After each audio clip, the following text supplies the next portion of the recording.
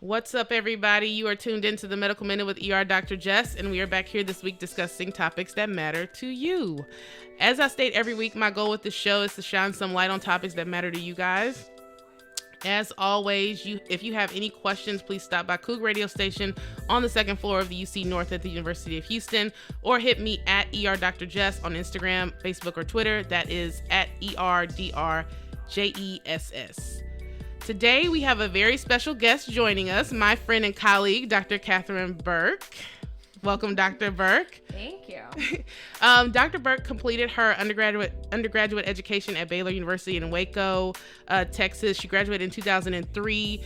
She went to medical school at UT Houston right here in the Houston area, and then went on to do her emergency medicine residency right after medical school and graduated from residency in 2011. Dr. Burke has spent her medical career serving others not only in emergency medicine here in the Houston area and New York, but she's also been abroad where she has served as a medical missionary in both Haiti and Guatemala, right? Yeah. Awesome. Dr. Burke has contributed a various portion of her career and her academic education and training to medical humanities and humanitarian efforts, and that has not gone unnoticed. She's definitely, been rewarded for her efforts, and she has also completed a medical humanities certificate among a number of other accolades along the way, along her academic training. She's like making faces right now because she's super humble. Also, and she doesn't want me to talk about any of her accolades. I had to literally pull them out of her, but she gave me a couple to share. But there's a number of other things that she's done along the way, and we really love having her on the show. Really excited to have her here. So thank you so much, Dr. Burke, for joining us on the Medical Minute. Yeah, I'm excited. It's important. Absolutely. So being in the ER, so Dr. Burke works in the ER, and as you guys know, so do I. Being in the ER, we see the dark side of many people's vices, with one of those things being the adverse effects of binge drinking, right? Right. People come into the ER with symptoms ranging from just regular old plain old intoxication all the way to complete obtundation. Yeah. And what is obtundation? Basically, is a fancy name for saying unresponsive, right? Yeah. Yeah, and you don't, a lot of times it's hard to know if people have just alcohol intoxication or if they've also suffered some trauma or some other issue, and it can be dangerous. Especially if they're obtunded and they're unresponsive, we can't tell really if it's just alcohol or if they have a head injury. Exactly.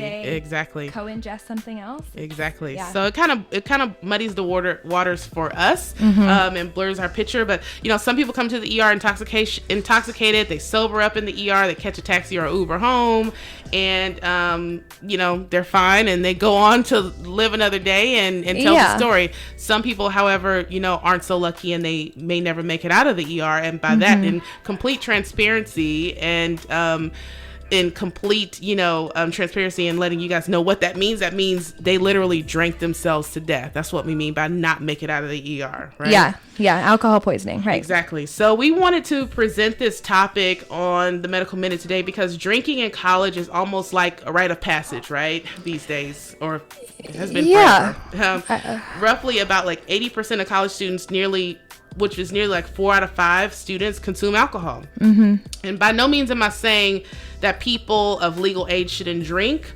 When I was in college, my friends and I definitely enjoyed a celebratory drink or two after an exam, but using alcohol to cope with the stresses of college and binge drinking come with some risk that we want you all to be aware of. So yeah, that's I think what makes me nervous about seeing college kids drinking, right. Is just, if we're using this for a coping mechanism to sort of get through life. Get through the life stressors or the college stressors, right? Yeah. So let's talk about drinking. So what is binge drinking? What exactly is that? Yeah, so I think most people know that it's heavy drinking. It's heavy drinking in a short period of time, especially. So for most men, that would look like 5 drinks an hour. For most women, that would look like 4 drinks every 2 hours. Exactly. Yeah. Which I'm sure people out there listening are like, I do that all the time. I mean, a lot of people do. Or, are people keeping up with the numbers sometimes? Right. I don't You have know. a tendency to lose track. It's easy to lose track when you're having fun, right? So that, I think that's a great definition. You gave, like, basically in layman's terms, a lot of drinks in a very short period of time, right? Yeah. What I found in preparation for this show is that 80% of college students, consume alcohol, which is what we were saying earlier. So that's about four out of five out of every 5 students, right? Of those 80%, 50% of them binge drink, which is also a pretty large number. Right. They're not, I mean, that shows you're not drinking it as like a beverage. You're trying to accomplish something. Right. You're trying to get some sort of a feeling out of it, a buzz out of it, you're coping with something. You're doing something else besides. Well, yeah, I mean, because alcohol is so much a part of the college experience and is indulged upon so frequently while in college, the risk of students developing poor relationships with alcohol later on in life are frequently birthed in college. Right? Yeah. So, I think that's definitely something to take note of and for all of us to be aware of. Yeah, I think that, if we look at college as like a prepping training ground for the rest of, not to be dramatic, but kind of like the rest of your life in a lot of ways, right? I mean, it's your career prep for sure. Like, it's a good time to figure out, how am I going to cope with stuff? How am I going to cope with stress? How am I going to cope with the good or the bad? 100%. Right? And so, like, if alcohol is that coping mechanism, you might think it's just a college thing, but if you develop that as your coping mechanism, then it's not going to change when you get into law school or when you get your job or when, life moves on and life happens. They've shown, like studies show that if that is your go-to, it keeps on being your go-to. Right. Yeah. Right. So I think in trying to, the whole point of the show is to give students here at University of Houston and beyond tools that they can use now and tools they can use to help develop healthy habits throughout all different categories of life, like we talked about smoking and vaping last week. We've talked about safe sex and all of these things. So I think it's important for us to identify, who is at increased risk and why students, binge drink. Why do students drink? I know why I drank in college, but it's important to kind of identify what are those risk factors, right? So why do students binge drink? So I think coping with the stress of college life, you're maybe like hunkering down and trying to study, and that feels intense. And so then you want some release or some like let loose kind of a thing. And maybe the easiest way is to do that. Right. And when you were under the watchful eye of mom and dad and you were underage, like you probably, maybe it wasn't as easy to access, or maybe somebody would have got you, or I don't know. And so now it's like I have increased freedom, and so maybe it's a new coping mechanism or something. And that was, in preparation for the show, that was something interesting that I found, because so many students have this newfound freedom and they aren't under the watchful eye of their parents, and alcohol is so readily available to them on, not necessarily like they're selling it on college campus, but it's so easy to deviate go to a away party from, or something where it's there, deviate away from campus and have access to it like right at your fingertips, whether you're underage or if you're of age. It's just all available. I don't think there's any one single factor that can fully account for binge drinking behavior. It's kind of a complex issue, right? A lot of different things play into it, but I know that genetics can be and familial predisposition can contribute to this. For sure. Social and peer influences, college traditions, like there's so many different drinking games and drinking I know, and I thought about like there. Greek life and that kind of stuff. Greek life too. Right, exactly. Uncontrolled policy environments, and then just easy availability and access to alcohol. So when in talking about sororities and fraternities, right? Yeah. So who exactly is at risk or most risk? Yeah. So there was a study that showed that white males are at an increased risk. But then interestingly, when you looked at like groups, that sorority was higher than, I thought it was interesting that it was higher than fraternity and that kind of stuff. Right, but, you know, sorority girls are higher up on the list of groups coping and using or binge drinking. Yeah. Harvard School of Public Health did a study. It wasn't recent, but I mean, this is probably one of the better studies out there. Did a study on who was at increased risk and trying to help identify, you know, how to help resolve this issue, right? And they found that by club participation, or this was one of the things that kind of went into their article, by club participation, sororities were people in sororities were at increased risk of consuming alcohol for coping with stress. I think they were at about 72% of members of a sorority are at increased risk of turning to alcohol to deal with stress, where it was about 64% for fraternities. I thought that was weird. I thought it was kind of weird that sororities were higher above. And by academic level, they said that seniors were at increased risk of turning to alcohol for stress versus, I think sophomores were at the bottom at 50%. Seniors were like at 60%. By major, I found this really interesting. Engineers were at increased risk, were at the highest risk of turning to alcohol for stress versus, I think at the bottom was like law and criminal justice. And apparently biology majors eat. I don't know. That's funny. I don't know. Biology majors said that, you know, they have an increased risk, increased tendency to turn to food or eating. That's funny. Where like communications majors, journalism majors, and engineers have an increased risk of turning to alcohol. Yeah. Funny. I mean, one of the reasons for binge drinking that they gave was like, you know, being in a social situation and having like increased courage, like decreased anxiety, like being able to, I'm making a huge stereotype about engineers. But I'm married to one, so it's okay. You know, they gotta, maybe they're, tell your husband what you I know, maybe they're a little radio. uptight. They gotta, I don't know. But, bless their heart. I thought those were some really interesting statistics. And definitely something important for us to all be aware of as we kind of, like you said, learn to navigate the stressors of life and the stressors of college. And all of those things. Right? Because like the exams stop, but life doesn't. Continues, stress doesn't. It's always, it's a different thing, but there's always something. There's always going to be something. Something. Exactly. You know, in college, you feel like if I can just get to this point, I'm fine, and I'm, you know, everything's going to be great. If I can just get to graduation, or I can get to this exam. You got those like mile marker kind of things. Oh yeah, if I can just get into graduate school, like whatever that may be, law school, med school, you know, whatever. You think, oh yeah, we're good now. But what you don't realize, I think, is that, like you said, life continues to happen every day.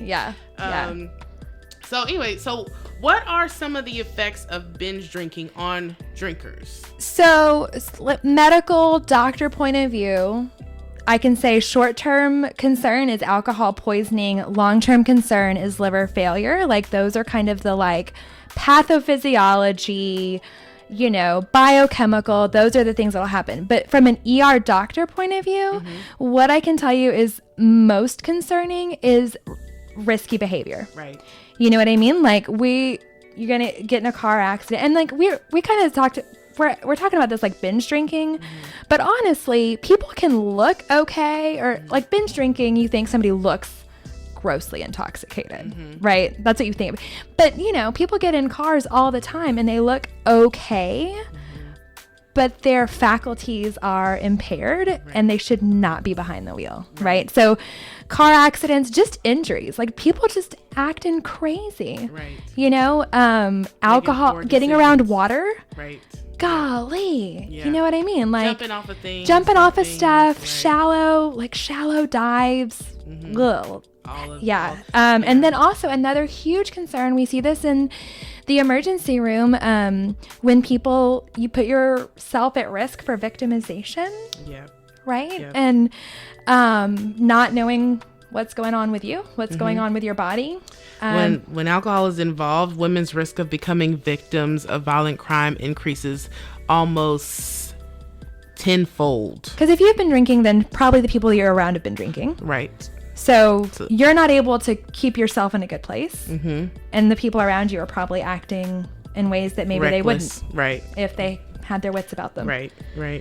I think the studies that I found and the research that I uncovered in preparation for the show reveal that among college students in particular, about 10% who are frequent binge drinkers reported being raped or subjected to non-sexual activity, compared to only 3% of non-binging female students. Yeah. That's a huge difference. Right? 3 times, yeah. Of course, the risk of falling behind on schoolwork, missing class, missing assignments, and just overall inability to just manage life. Yeah. Right? Yep. So we kind of talked about this particular topic already, but I wanted to kind of dive into this a little bit more as far as the demographic of students, especially in college, who are at increased risk of binge drinking. And what I found, like you said earlier, male, white, I think 24 and younger are at increased risk of drinking. Yeah. 4 out of 5 students who live in fraternities and sororities are also at increased risk of binge drinking. So basically, like living in the frat house, living in the sorority house, where I think there's like a party going on frequently, and there's always access, exactly, right? Or you're at increased risk of drinking as well. Athletes binge more than others as well. Okay. There was a study that was done that showed 29% of athletes were frequent binge drinkers compared to 22% of non-athletes. And I think that's probably a lot of peer pressure. Yep. Right? Yep. Just everybody doing it. Everybody's. Yep. I think it's almost kind of how we talk about food, right? We use food to celebrate and food to, all these things. I think alcohol is similar. We're going to use, we won the game, let's go drink. Oh, we lost the game, let's go drink. Right. So if we're celebrating, we're drinking. If we're sad, we're drinking. It's not, we don't think of it as a coping mechanism. We think of it as just like, okay, we're just going to go, just a thing we do. We're just going to go release. And the next thing you know, it's turned into a thing. Well, and I think what's really concerning is like nobody knows. I mean, maybe if somebody in your family has a problem with alcoholism, you might have a thought about it being a problem for you. But a lot of people don't know about their genetic predisposition to having a problem with alcohol. Right. And they don't know until they sort of have had some drinks and then they need them. And right. Because it's this whole like biochemical process, right? That whole reward center in your brain. Dopamine, you know, like without getting too nerdy, I'm like, biochemistry majors. So and the more you binge drink, the more you increase your tolerance, and the more you got to drink. It's a little like any bit more addiction, right? Like you can get addicted to anything, whatever. Right. Last week we talked about nicotine, and I mean it's a different physiology, a different process, right? But it's the same. And the reward center is still there. Exactly. So another question for you, what about men and women? Like, does binge drinking affect men and women differently? Because I found that women are at increased risk in comparison to men for having serious medical conditions associated with alcohol use. Yeah, I know that there was a study that showed that if you use binge drinking as a coping mechanism in your like college years, that for women it's more likely to become a thing and become a problem later on down the line. Later on. Gotcha. And in addition to, I guess, the social aspect of that, there's also this health risk also. When women apparently absorb and metabolize alcohol differently than men, and because they have less body water and achieve a higher concentration of alcohol in their blood and after faster. drinking, women are more likely to develop liver damage, which can potentially lead to cirrhosis, and you kind of know how all that goes. And issues with, brain damage and heart disease and just overall. And there was a study out there that linked the increase or the risk of breast cancer to alcoholism too. Yeah, and I mean, there's been studies that like people might think that alcohol's okay for them or good for them. But that was like a red wine study. And it was like one glass and or it was one glass. And let's remember how one glass is poured. It's not full. Right? Like the glass is meant to like have like 4 ounces in it. Right. Not full. Oh gosh, this is 4 ounces? It's 4 ounces. It's like, it's because it's supposed to breathe or something. Like it's supposed to be like half. Okay. It's really half. Man, I don't even know if I knew that. Half a glass. Yeah, you're right. 100%. You know? Because I think it holds 8. Gosh, 4 ounces is hardly nothing. No, but I mean, so that means like when we're talking about women having 4 servings in 2 hours. Yeah. If you're filling your wine glass up all the way. Yeah, that's you know, legit. So that was one glass, and I think there was probably just a heart study done that, you know, it decreases stress or something. But well, I mean, those are all great things to identify, you know, the risk factors, the difference between men and women, how to cope, you know, how this can potentially lead to unhealthy coping mechanisms, which is what we really, you know, our goal with the show is to identify these things, right? Yeah. One thing that I do want to give you guys before we sign off, because I know our time is coming to an end here, but for those of you that are listening to the show that have identified through this show that, you know, maybe I'm a binge drinker, maybe I do have an issue, and I, you know, it's all fun and games here, but I don't want to develop bad habits down the line and want to kind of self-evaluate or look into this a little bit more. There are resources out there for that, and for people who have already identified or have family members. If you have family members that are concerned, or if you're a friend and you have a friend in your social group or social network that you're concerned about and you want to get them resources, there are resources available to you. One of those things is of course, if you're listening and you're from University of Houston, there's the health center here. They have tons of resources for you guys. Please reach out. It's, you know, completely anonymous. They will not tell your parents. They will not, you know, spill the beans. But if you feel like you need help, you have access right here on campus for someone that can help you, that you can reach out to, as well as the counseling center here at University of Houston. Also, if you want to be more discreet and you want to look it up on your own, there's the alcoholrehabguide.org. Their contact number is 1-844-558-4422, and there's also the alcoholaddictioncenter.org that you can reach out to.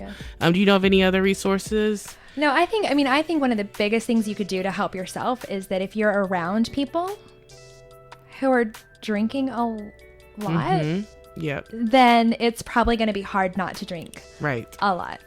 And so just maybe kind of taking a look at who you're around and how much they're drinking and how often, you know, and if people are like messing with you because you're not drinking as much as they want you the peer to, pressure, like that's, I don't know, like how much of a friend is that? That you have to behave a certain way in order to like be cool with them. Like, I don't know. Yeah. And I know we sound like someone's parents because we are someone's parents.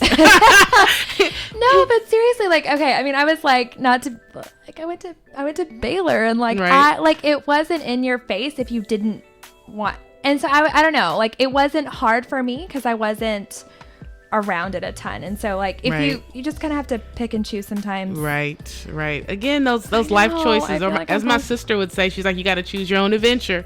You know, which adventure are you choosing? So, you know, just wanted to put that out there. You guys make good choices, make good decisions. There are avenues here on campus and beyond that are available to help you. And then, of course, as always, if you have questions for me or you need more resources, you can always hit me up at Dr. Jess on any of my social media networks. I'm here to help you guys get through life and get through all the things.